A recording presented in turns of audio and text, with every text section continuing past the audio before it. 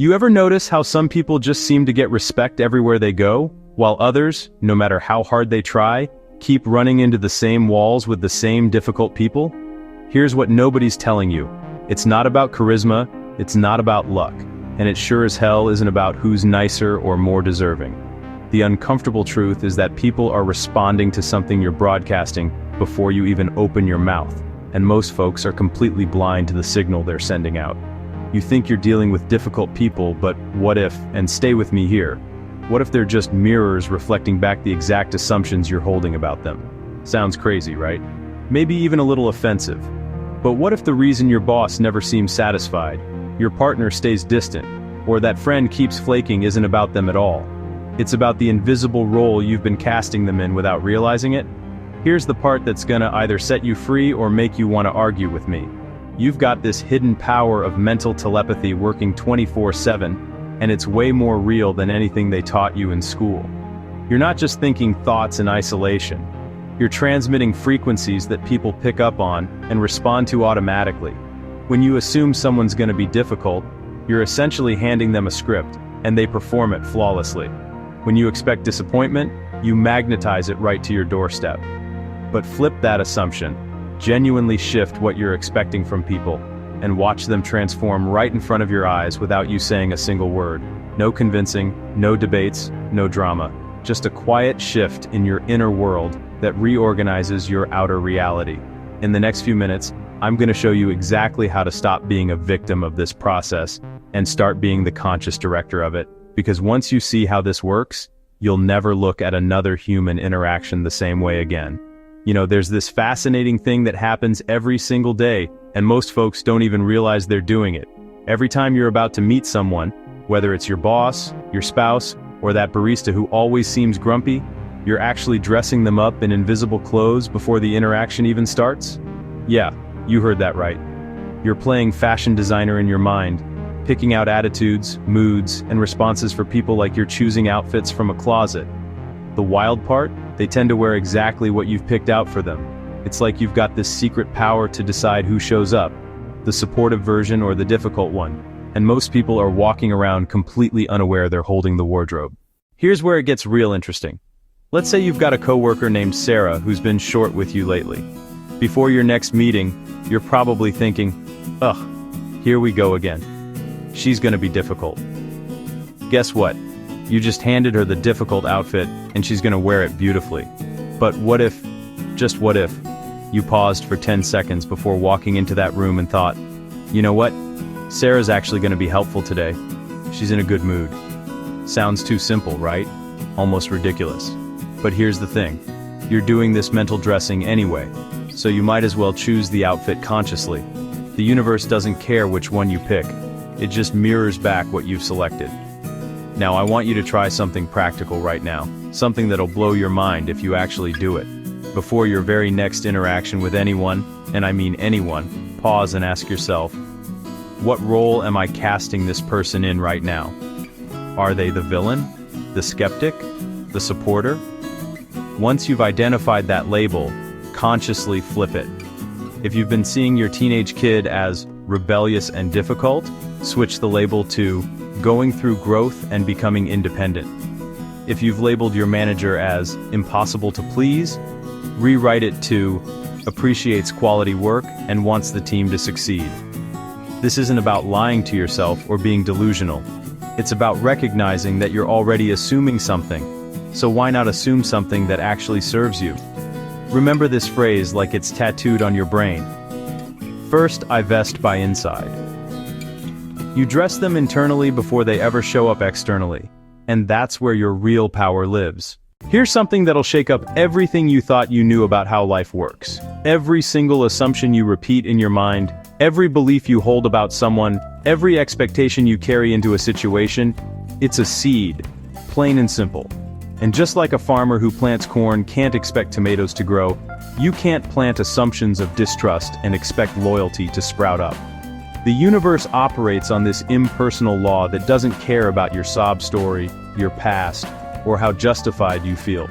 It just takes whatever seeds you're planting through your thoughts and feelings, waters them with your attention, and delivers the harvest right back to your doorstep. The catch? Most people are planting weeds and wondering why their garden looks like a nightmare. Let's bring this down to earth with some real-world examples you can relate to right now. Think about family dinners. If you walk into Thanksgiving already assuming Uncle Bob's gonna start an argument about politics, you're planting that seed repeatedly in your consciousness. You're watering it every time you rehearse the confrontation in your head while driving over. Then, surprise, surprise, Uncle Bob delivers exactly what you've been cultivating. Or how about customer service? You call your internet provider assuming these people never help, they're just gonna transfer me around. And somehow you end up on hold for 40 minutes talking to 5 different representatives. Even in traffic, if you're constantly thinking everyone's a terrible driver, nobody knows how to merge, you'll find yourself surrounded by chaos on the highway. These aren't coincidences. They're your harvest coming in. Now here's the part that makes people uncomfortable, but we've got to face it head on. This law works both ways, positive and negative, with zero discrimination. It's not going to cut you slack because you've had a rough week, or because that person really is difficult. If you're planting seeds of suspicion, you're going to harvest betrayal. If you're planting seeds of scarcity, you're going to harvest lack. But flip it around. Plant assumptions of respect, and watch people treat you with dignity you didn't think they had in them. Plant expectations of abundance and opportunities start appearing that were invisible before. The law doesn't judge the seed, it just grows whatever you give it. So the question isn't whether this works. It's what you're planting right now in this very moment about the people and situations in your life. Because trust me, the harvest is already on its way. Alright, let's talk about something that's happening right now, even as you're reading this. You're broadcasting. Not with your mouth, not with your words, but with your entire being. It's like you've got this invisible radio station transmitting 24/7, and everyone around you, whether they realize it or not, is tuning into your frequency. When you walk into a room feeling anxious, people pick up on that signal, and suddenly, the whole atmosphere shifts. When you're radiating calm confidence, folks respond differently without you saying a single word. This isn't some mystical woo-woo stuff. It's mental telepathy in action, and it's way more powerful than anything you could ever say out loud. The crazy part? You're the DJ, but most people don't even know they're at the controls. Here's a simple demonstration you can try literally today, and it'll prove this to you beyond any doubt. Before you walk into any room, your living room, your office, the grocery store, wherever, pause outside for just 10 seconds. Close your eyes and consciously wear gratitude. Not fake it, but actually feel thankful for something real. Your health, your coffee this morning, the fact that you've got a roof over your head, whatever resonates. Let that feeling fill you up completely. Then walk in and watch what happens. You'll notice micro reactions you've never paid attention to before. Someone makes eye contact and smiles for no reason. A conversation flows easier than usual. Even a stranger holds the door with genuine warmth. It's subtle, but it's there. You just change the station from whatever you were broadcasting before to a frequency of appreciation, and the environment synchronized with it instantly. Now think of your emotional state like a radio dial you can adjust anytime you want. Most folks are stuck on one station, usually something like FM anxiety or AM frustration, and they wonder why life keeps playing the same tired songs. But you've got access to infinite channels: gratitude, peace, excitement, confidence, compassion. The choice is yours every single moment. When you're about to have a difficult conversation, you can dial into calm resolution instead of defensive tension. Before a job interview, you can tune into I bring value rather than I hope they like me. This isn't about suppressing real feelings or being fake. It's about recognizing that you're broadcasting anyway, so you might as well broadcast a signal that creates the reality you actually want. The world around you? It's just the receiver picking up whatever frequency you're transmitting. There's this golden window of time every single night that most people completely waste scrolling through their phones or replaying the day's drama in their heads. I'm talking about those precious minutes right before you fall asleep, when your conscious mind starts to relax and your subconscious becomes incredibly receptive. This is when you've got direct access to the control room of your reality, and what you impress upon your mind in this state has ridiculous power. The technique is stupidly simple. You create a short scene in your imagination, we're talking 10 to 20 seconds max, of something already completed, something that implies your desire has already happened. You don't visualize the journey or the struggle, you skip straight to the end and feel the relief, the satisfaction, the "it is done" sensation. Then you loop it gently until you drift off to sleep, letting it sink into your subconscious like a seed planted in fertile soil. Let me give you something concrete to work with right now, because theory without practice is just entertainment. Pick one relationship in your life that could use some improvement. Maybe it's your partner, your parent, a colleague, doesn't matter. Tonight, before sleep, you're going to construct a tiny scene that implies everything's already resolved between you two. Let's say it's your brother, who you haven't talked to in months. Your scene could be simple. You're hearing his voice on the phone laughing about an inside joke, and you feel that warmth of connection restored. That's it. No details about how the call happened, no script of the conversation, just the feeling of, "we're good again," washing over you. Or maybe it's your boss. Your scene could be shaking their hand after they've just told you, "great work," and you feel that genuine appreciation and respect. The key here is sensation over details. You want to feel it as real, as already accomplished, not as something you're hoping might happen someday. Here's where people mess this up, so pay close attention. They try to cram in too much information, like they're directing a Hollywood movie with costumes and dialogue and multiple camera angles. Wrong approach. Keep it minimal. A snapshot, a feeling, a brief sensory impression. Maybe it's just the feeling of your friend's hug and hearing them say, "I'm glad we talked." Maybe it's the sensation of relief in your chest when you see a text from someone that says, "all good." The fewer details, the better, because you're not trying to micromanage how it happens. You're just claiming the end result. Focus on the feeling of fulfillment, the emotional tone of, "it's already done." Loop it gently, naturally, without force, and let yourself drift into sleep wrapped in that state. Do this consistently, and watch how that person starts showing up differently in your waking life. Almost like they received a memo you never sent. Most people are stuck in this exhausting waiting game, constantly looking for external proof before they'll allow themselves to feel good. They're saying things like, "I'll be happy when they apologize," or "I'll feel successful when I get the promotion," or "I'll relax when this situation finally resolves." But here's the uncomfortable truth nobody wants to hear.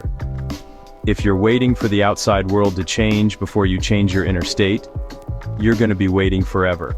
You've got it completely backwards.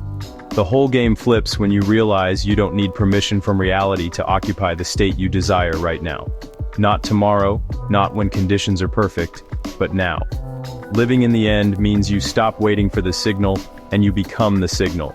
You embody the feeling of the wish fulfilled before there's any evidence, and that's when the evidence starts rushing toward you. Let me give you a script so simple it's almost offensive, but it works like crazy. Let's say you've got tension with someone, a friend, a family member, whoever. Instead of rehearsing the conflict in your mind or waiting for them to reach out first, you're going to do something radically different. You're going to say to yourself with genuine feeling, "What a relief when we laughed about this whole thing." Notice the past tense. You're not saying, "I hope we'll laugh," or "maybe we can work this out." You're standing in the reality where it's already resolved, where enough time has passed that you're both looking back at it with lightness. You're occupying the end state right now, in your body, in your emotions, as if the bridge has already been crossed. This isn't pretending or denying current circumstances. It's claiming the outcome with such conviction that your consciousness shifts into alignment with it. Now I'm going to give you a physical anchor to lock this state in place, because your body and mind work together. When you're feeling into this end state, this relief, this resolution, this accomplished feeling, take a deep breath and consciously relax your shoulders. Let them drop. Most people carry tension up there without even knowing it, and releasing it sends a signal to your whole nervous system that says, "It's safe, it's done, I can let go now." Do this combination, the mental shift plus the physical release, whenever you catch yourself slipping back into worry or doubt. Breathe, drop the shoulders, return to the feeling of, "It's already handled." This becomes your reset button. Over time, your whole being starts to default to this state of completion rather than striving. And that's when people and circumstances start mirroring back what you've already claimed internally. You're not chasing anymore. You're just living from the end, and reality has no choice but to catch up. Let me tell you about something that happened with a woman we'll call Maria. This is a real situation I witnessed, though I've changed the name for privacy. Maria hadn't spoken to her sister in over 2 years. We're talking about complete radio silence, blocked numbers, the whole 9 yards. The falling out was messy, words were said that couldn't be unsaid, and both of them were dug into their positions like soldiers in trenches. Maria spent those 2 years replaying the argument, reinforcing the label of my stubborn, hurtful sister every single day. She'd tell anyone who'd listen about how wronged she was, how her sister would never change, how the relationship was beyond repair, and guess what? Her sister proved her right, every single time, through continued silence and distance. Maria's assumption was being mirrored perfectly. Then something shifted. Maria didn't suddenly decide to reach out or craft the perfect apology text. She didn't try to convince her sister of anything or plot out some big confrontation. Instead, she did something way simpler and infinitely more powerful. She changed the internal label. She stopped rehearsing the villain story and started assuming a different role for her sister. Every day, she'd take a few minutes to imagine her sister as healed, at peace, and open. She'd picture brief moments of warmth between them, not the whole reconciliation movie, just snapshots of ease and laughter. She felt into the relief of, we found our way back, without worrying about the how or the when. Within 11 days, not months, not years, but 11 days, her sister sent a text out of nowhere. Not an apology, not an argument, just a simple, thinking about you. The tone had completely shifted. Within 3 weeks, they were having coffee together, and the whole dynamic had transformed. Here's the profound lesson that most people miss entirely. Maria didn't change her sister through convincing or debating or explaining her side better.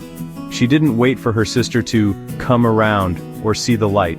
She simply released a new role internally, and her sister stepped into it naturally, almost automatically. The argument that seemed so massive, so insurmountable, dissolved, not because of words, but because of a shift in feeling, in assumption, in the mental clothing Maria dressed her sister in. This is the real power we're talking about here. It bypasses logic. It bypasses stubbornness. It bypasses all the surface-level noise. When you change the label internally with genuine feeling, the person on the other end receives that transmission telepathically and responds accordingly. Feeling always trumps argument. Always. And that understanding is about to completely reshape how you approach every difficult relationship in your life. Here's where most people throw in the towel and declare, this doesn't work for me. They try this stuff for a day, maybe 2, and when they don't see immediate fireworks and dramatic shifts, they go right back to their old assumptions. But let me tell you something crucial. Persistence beats intensity every single time. You don't need to do this perfectly, and you don't need to feel it with earth-shattering conviction 24/7. What you need is consistency, gently returning to the desired state over and over, like tuning a radio back to your chosen frequency whenever it drifts. The power isn't in one massive burst of belief. It's in the steady, repeated return to the assumption you want to harden into fact. And here's how you measure if you're on track. By your overall climate, not by what happened on day 1 or day 3. Are you generally feeling more at ease about the situation? That's your indicator. Not whether they texted you back yet, but whether you've shifted into a calmer, more confident state about the whole thing. Think of it like this. You've got a tree in your backyard, and you're frustrated because the branches are growing in a direction you don't like. So what do most people do? They grab the branches and try to bend them, force them, tie them up with string and wire. Exhausting, right? And the moment you let go, they spring right back to where they were. That's what it's like trying to change someone's behavior directly through argument, manipulation, or convincing. But what if instead of messing with the branches, you went down to the root? What if you changed the fundamental assumption, the root belief, about who this person is and how they show up? When you shift the root, the branches automatically adjust. They have to. The behavior is just a branch. The assumption is the root. Change the root. and every branch growing from it transforms naturally, without force, without resistance. You're not battling the surface anymore. You're working where real causation lives. Now here's a trap you've got to avoid like it's poison. Checking the senses too early. You plant a seed in your garden, and you don't dig it up every 6 hours to see if it's sprouting yet, right? That would kill it. But that's exactly what people do with their assumptions. They make a mental shift, then immediately start monitoring the outside world for proof. And when they don't see it instantly, they panic and revert back to the old state. Stop checking. Trust the process. Your job is to persist in the feeling, in the assumption, regardless of what your current reality is showing you. The external world is always showing you old news anyway. It's reflecting assumptions you held days or weeks ago. So when you don't see immediate change, that doesn't mean it's not working. It means you're looking at yesterday's reflection. Keep watering the root with your new assumption. Keep occupying the state, and let the branches sort themselves out in their own time. Reality is slower than consciousness, but it always catches up. Alright, now we're getting into some advanced territory that's going to feel a little strange at first, but stick with me because this is where real transformation happens. There's this technique called revision, and it's exactly what it sounds like. You're going back into a memory that's still bothering you and rewriting it in your imagination. Not to deny what happened, but to change the emotional charge it holds over you. Let's say you had a tense conversation with your mom last week that ended badly. Instead of replaying that memory over and over with all the hurt and frustration, you're gonna mentally recount it as if it went the way you wish it had. See her responding with understanding instead of defensiveness. Hear her tone soften. Feel the resolution and warmth that didn't happen in real time. You're not lying to yourself. You're refusing to keep feeding energy to a version of events that only reinforces separation. And here's the wild part. When you change the memory internally, it actually shifts how that person shows up moving forward, because you've altered the root assumption about them. Now let's put all of this into a concrete protocol you can actually execute, because knowledge without application is just entertainment. I'm calling this the 72-hour challenge, and it's designed to prove to you, not through theory, but through lived experience, that this stuff works. Here's what you're gonna do. Pick one relationship or situation that's been difficult, something you've labeled as impossible or stuck.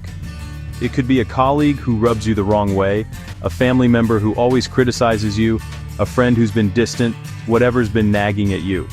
Got it? Good. Now create a new label for that person, something clear and specific. Instead of my critical father, it becomes my father who's proud of me and shows it. Instead of my unreliable friend, it's my friend who values our connection and follows through. Write it down. Make it real. Next, create a 15-second scene that implies this new reality is already true, just like we talked about with the pre-sleep technique. Maybe it's your father saying, "I'm proud of you," and you feeling that warmth in your chest. Maybe it's your friend laughing with you over coffee, present, and engaged. You're gonna replay this scene 3 times a day minimum. Once in the morning when you wake up, once midday, and once before sleep. But here's the non-negotiable rule that makes or breaks this whole thing. 0 complaints that contradict your new state.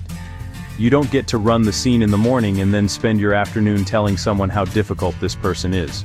You don't get to claim the new assumption while still gossiping about the old behavior.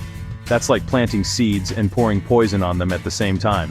And one more thing, this is your ethical responsibility. Assume nobly. Don't use this to manipulate or control. Use it to see the highest version of people and call that forward. Do this protocol for 72 hours straight, and I promise you'll see shifts that'll make you question everything you thought you knew about how relationships work.